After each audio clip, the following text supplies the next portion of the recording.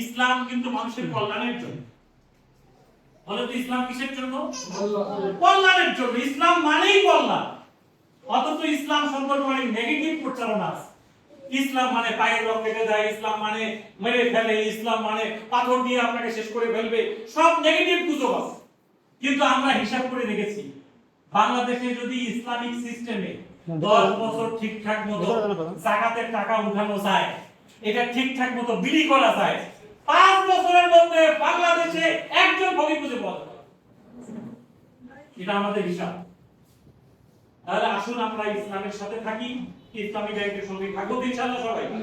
আপনাদের মাধ্যমে এই বিতলা বাজারে প্রত্যেকটা অলিতে গলিতে, প্রত্যেকটা পাড়ায় মহল্লায়, এবং এখানে আমাদের আগামী দিনের চেয়ারম্যান সাহেব বসে আছে, আমি ওনাকেও রিকোয়েস্ট করবো যে আমরা আর কোনো লেনদেন অন্য জায়গায় করবো না ইনশাআল্লাহ।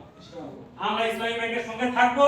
শুধু আপনারা থাকবেন না, আপনাদের মাধ্যমে আপনাদের পাড়া প্রতিবেশী, আত্মীয় স্বজন, বন্ধু বান্ধব, দেশে বিদেশে। আরেকটা কথা বলি, শুধুমাত্র ইসলাম ধর্মে সুদ নিষিদ্ধ না, হিন্দু ধর্মেও নিষিদ্ধ, বৌদ্ধ ধর্মেও নিষিদ্ধ, পৃথিবীর কোন ধর্মে সুদ এলাও করে না। এটা এমন জঘন্য কাজ। তাহলে আমরা দল মত ধর্ম বর্ণ নির্বিশেষে পাড়া প্রতিবেশী, বন্ধু বান্ধব, ব্যবসায়ী অব্যবসায়ী, বাড়িওয়ালা ভাড়াটিয়া, সবার কাছে আমরা ইসলামী ব্যাংকের দাওয়াত পৌঁছাতে চাই। আপনাদের মাধ্যমে পারবো ইনশাআল্লাহ। আসুন আমরা এখন সকল লেনদেন ইসলামী ব্যাংকের সাথে। এখানে বাচ্চারা যারা কোলে আছে ওদের নামে আমরা ডিপিএস অ্যাকাউন্ট করি, স্টুডেন্টদের নামে স্টুডেন্ট অ্যাকাউন্ট করি। আপনি হজে যাবেন, 25 বছর মেয়াদি ইসলামী ব্যাংকে হজ অ্যাকাউন্ট আছে।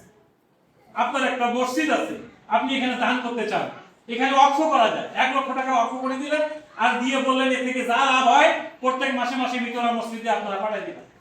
কিয়ামত পর্যন্ত সরকারে জারিয়া হিসাবে এই টাকাটা মসজিদের অ্যাকাউন্টে চলে যাবে। আমাদের সমাজে কেউ মারা গেলে আমরা কি করি? 2-4-5টা গরু জবাই করে বড় একটা অনুষ্ঠান করি, কি করি না এরকম? একজন যদি 2 পিস গোশত কম পায় সে কিন্তু বদদোয়া করে যে আমার ভাগে ঠিক মতো আসে না। কিন্তু আপনি যদি আপনার বাবার মায়ের জন্য 1 লক্ষ টাকা ইসলামী ব্যাংকে অফ করেন আর বলেন যে আমার এই টাকাটা যা লাভ হয় প্রত্যেক মাসে অমুক তিনখানায় দিবেন, অথবা অমুক মাদ্রাসায় দিবেন, অথবা অমুক মসজিদে দিবেন, অথবা আপনি নিজে তুলে টাকাটা খরচ করবেন কোনো সমাজ কল্যাণমূলক কাজে, কিয়ামত পর্যন্ত এই টাকাটার সওয়াব আপনার আব্বার আমলনামায় চলে যাবে। রাসূলের যুগে কিন্তু এরকম হয় না।